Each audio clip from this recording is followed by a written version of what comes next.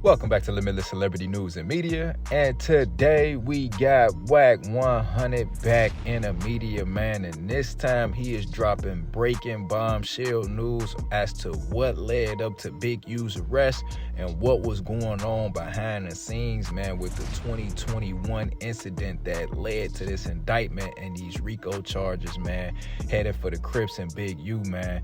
Looks like Wack100 is spilling all the information, man, now that Big U has officially been arrested along with Bricc Baby and Loose Cannon, just to name a few.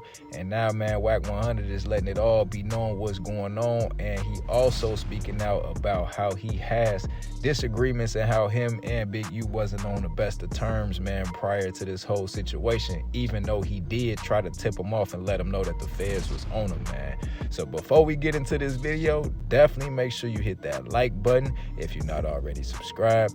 Definitely make sure you subscribe with post notifications turned on. Let's go. They put out a statement on why Rayshawn Williams was killed. We got a reader. Yeah, We got a can we reader on the floor. get that one more time? I was hitting you in the back channel on that. It's in the, Blurry. it's in the chat. Okay. Well, fuck it, I'm gonna read it because I can Okay. see it. It says, for example, in January 2021, Henley murdered a victim identified in the affidavit as R.W. Rayshawn Williams, an aspiring musician signed to Unique Music, Henley and Martin's music label. Shortly before R.W.'s murder, Henley and Unique Music paid for R.W. to travel to Las Vegas to record music at a Grammy Award-winning music producer's studio. But R.W., who was Rayshawn Williams, did not record at the agreed-upon rate and instead recorded a defamatory song about Henley, causing Henley and Robinson to travel to Las Vegas to confront him. Henley allegedly drove R.W. to North Las Vegas, shot him in the head, and dragged the victim's body off Interstate 15 into the desert and left it in a ditch. Henley returned to Los Angeles with Robinson and ordered studio workers to leave while his associate removed security surveillance footage from the studio. Henley allegedly later ordered witnesses to not speak with law enforcement about R.W.'s murder. Yeah. I wonder if they got the song. That's a good question. Crazy, man. Killed them on the diss song. It's crazy. I'm looking at the names. I'm trying to see who the fuck is Robinson. I'm pretty sure somebody got the song somewhere. The song, he released it? Hold on. If Robinson ain't on the list, he a CI. They say it's 8 witnesses, 4 of them from 6-0. If Robinson ain't on that motherfucking list, he a CI. He a CI. Cause there ain't no way. First of all, Robinson gotta be a CI. Duh. How the fuck they know the movement? Exactly. Robinson's the Exactly. CI. There you go. Motherfuckers be talking about what we doing here. We probably helping them niggas out because they ain't figured it out. Whoever Robinson is he's the CI. He's the only one that would know. It said they got the call and they traveled together. If Big U ain't told him who traveled with him, it gotta be Robinson, whoever the fuck that is. Yeah, Robinson, whoever Robinson is, he's a cooperator. Because how would they know the movement, where they came from, where they got the call? They got the full detail. Yeah, especially if they rolled too deep out there. They was only too deep. It gotta be him. I remember this little boy lived with this man, man. This is crazy. They just put a picture up of the little youngster, man. Oh my God. That's bad. Wait. Let me go to the top of the indictment. His nickname is Vay. Vay. That's Vay. Holy shit. Oh no, Vay, wait. You on page 24? Hold on, bro. Whatever we was reading earlier told us that only 2 people could have told him these movements, which is Big U or whoever.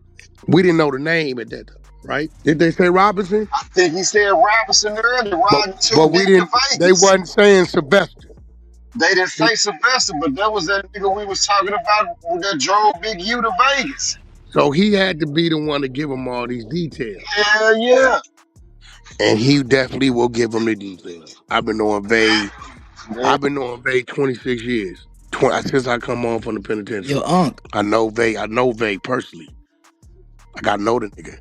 It says through the investigation, no investigator, family member, witness, or any other third party has ever identified any individuals that would have a motive or opportunity to murder RW except Henley. As discussed before, his motive for murdering RW was in the interest of the Big U enterprise. They obtained search warrants for 2 phones associated with Henley for the time before, during, and after the murder. According to Witness 1, Witness 2, and one of RW friends who also visited him in Las Vegas the day he was murdered, as well as an analysis of Henley's phones, Henley and Robinson arrived in Las Vegas on January 23rd, 2021, right? The night before the murder, Henley's phone location, data and witnesses showed that he arrived at an Airbnb on Rod Rock Drive in Las Vegas, Nevada. The Airbnb RW was staying in prior to the homicide. Wait up right there, because this shit about to get juicy.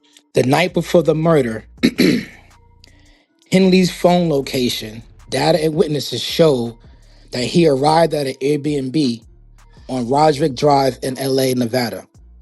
The Airbnb RW was staying in prior to the homicide. Henley, through Unique Music, was paying for the Airbnb. Surveillance footage from in front of the Airbnb showed a dark gray or silver sedan arriving at the Airbnb and leaving shortly after. The surveillance video also showed Henley at the Airbnb. The next day, on January 24th, 2021, the night of the murder, at approximately 7 p.m., Henley arrived at the studio. According to witnesses, at approximately 8 o'clock or around 9, RW arrived at the studio and recorded a song from approximately 11 p.m. until midnight. On January 25th, 2021, at approximately 12:37 a.m., Henley left the studio, and the dark gray Lexus in which he and Robinson had driven to the studio was no longer at the studio. At approximately 12:58, Henley's phone stopped reporting location data of any kind, with the last data recorded within the vicinity of the studio. Let's pause right there. He was only at the studio for an hour? Yes, sir, from 11 p.m. until 12. At approximately 1 o'clock a.m., surveillance footage at the Airbnb again revealed a dark gray or silver sedan arriving to the Airbnb. RW exited the passenger side of the vehicle and entered the Airbnb. A few minutes later, at approximately 1:20 a.m., RW exited the Airbnb with a suitcase, put the suitcase in the trunk, and got in the dark gray or silver sedan, which departed. The Airbnb, though, was rented for another day, and RW was not set to leave until a flight scheduled the following day. Both of Henley's phones did not begin reporting location data again until approximately 2:15 a.m. So his phone was off for an hour and 12 minutes. Both of his phones were turned off. Based on investigative test drives and research, the drive from the studio to the Airbnb would take roughly 17 minutes. After Henley's phone stopped reporting location data when they left the vicinity of the studio, the dark sedan arrived with RW at the Airbnb 15 minutes later, which is consistent with traffic patterns after midnight. The drive from the Airbnb to the location where RW's body was found, and then to the location where Henley's phones began reporting again, they actually have this part blocked out. Oh, so you see what they did? Boy, he f***ed up, baby. Not only did he cut it off, he cut it back on, so they was able what they call the triangle. So what he cut it off, I guess, at the studio, wherever he was at, right? Mm-hmm. And he probably used somebody else's phone to see if they could track it, whatever, right? Mm-hmm. The locations, right? Once they seen it was gone, they saying he went to the Airbnb. Mm-hmm. They got the address of the Airbnb, Mm-hmm. right? So they see how much time it took there.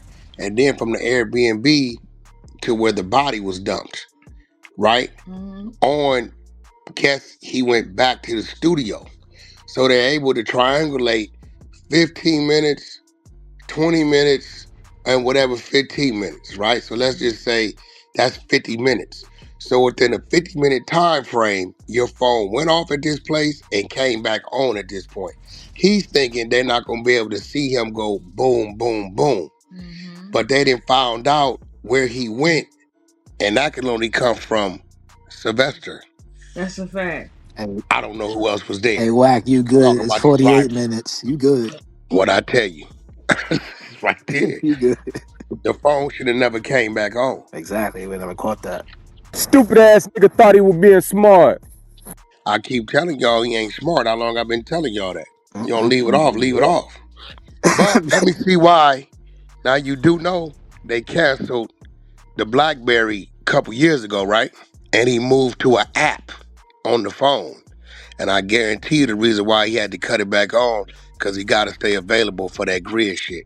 I guarantee you that's why he was forced to cut it back on. But I mean, I just ran the triangle. I didn't even know what it said. So you said it was 48 minutes? 48 minutes. What? There you go. He's a bozo. Let's keep it. Let's break it down. So, based on the investigated test drives and research, the drive from the studio to the Airbnb would take roughly 17 minutes. After Henley's phone stopped reporting location data when they left the vicinity of the studio, the dark sedan arrived with RW at the Airbnb 15 minutes later, which is consistent with traffic patterns after midnight. The approximate time for the drive, murder, and moving of the body, particularly in the middle of the night without traffic. One of Henley's phones then made a call to Robinson, who Witness One reported was still at the studio, which is corroborated by Robinson's phone location data. According to Witness One, Robinson asked Witness One if he had seen Henley, which Witness One found odd since Robinson was Henley's driver and bodyguard. At approximately 2:30 a.m. or 3 a.m., Henley returned to the studio alone in the dark gray Lexus and spoke with Witness One, who reported that Henley appeared to be drenched in either sweat or water. Henley told Witness One that he was coming back from the gym. Slow down. Is witness one they saying a female or is that the security? That's security. RW's body was found hours later at approximately 9 a.m. One of the detectives investigating the murder believed RW died at that location near the side of the road on I-15 after he observed the roadway contained a distinct patch of blood which trailed down the hill from the roadway into the desert along with the drag marks. Henley's phone location data shows that he departed Las Vegas to return to Los Angeles at approximately 10 a.m. Officers and medical professionals responded to the scene of RW's murder, and a subsequent autopsy found that RW died from multiple gunshot wounds. The responders noted that RW was not dressed for the weather, which was cold and inclement on the night of the murder. Witness One told detectives that DS, Henley's associate, removed video recording equipment from the studio a couple days after the homicide, including destruction of surveillance video data that would have shown RW and Henley at the studio shortly before RW's murder. Witness 2 told the FBI that Henley ordered Witness 1 and Witness 2 to leave the premises, take a walk, prior to the removal of the video recording equipment. Witness 1 explained that the three relatively new surveillance and working DVR devices had been removed from the studio and all the security cameras were disabled. Witness 1 stated that the replacement DVRs were installed, but that they did not work. I believe that there's probable cause to conclude that footage from the DVR system would have shown an altercation between Henley and RW on the night of January 24th, 2021. And at a minimum, Henley and RW leaving the studio together shortly before RW's murder. Through the entire investigation, the family members and friends who have been interviewed had pointed to Henley as a person they believed to be responsible for RW's murder.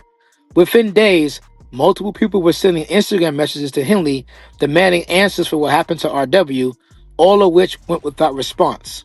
Well, there you have it, man. You heard it right there directly from Wack100, man. And he broke down the whole situation, man. And according to the feds and how they got Big U jammed up, man, along with other members in that RICO, such as Bricc, Baby, and Loose Cannon, man, to name a few, it doesn't look good, man, for the Crips, man. It looks like, you know what I'm saying, if what they saying is true about what Big U did to this kid that was signed his record label, man, and how he brought him to the desert, lured him out there, and left him out there like that, man. Big U might not be coming home, man. It may be over for him, man. man. I know a lot of people saying he did some good for the community. It's been a lot of mixed reviews online, man. A lot of people saying behind the scenes he a monster, and some people saying, you know, he is a good person, being that he did have endorsements from NBA players and NFL players supporting his nonprofit organizations, man. But now that the cat has been let out the bag, man, it's not looking good for Big U at all, man. And a lot of people saying it's definitely over based on the evidence, man, that they have against him with these RICOs and things that he did while being in charge of this organization, man. That's crazy, man, but you heard exactly what Wack100 had to say. That's it for today's video, but I'm definitely curious to know your thoughts about this whole situation in the comment section down below, man. You think Big U got a chance of beating this, or you think it's over with? You definitely let me know in that comment section down below. Don't forget to like, comment, and subscribe, and I'll catch you on the next video.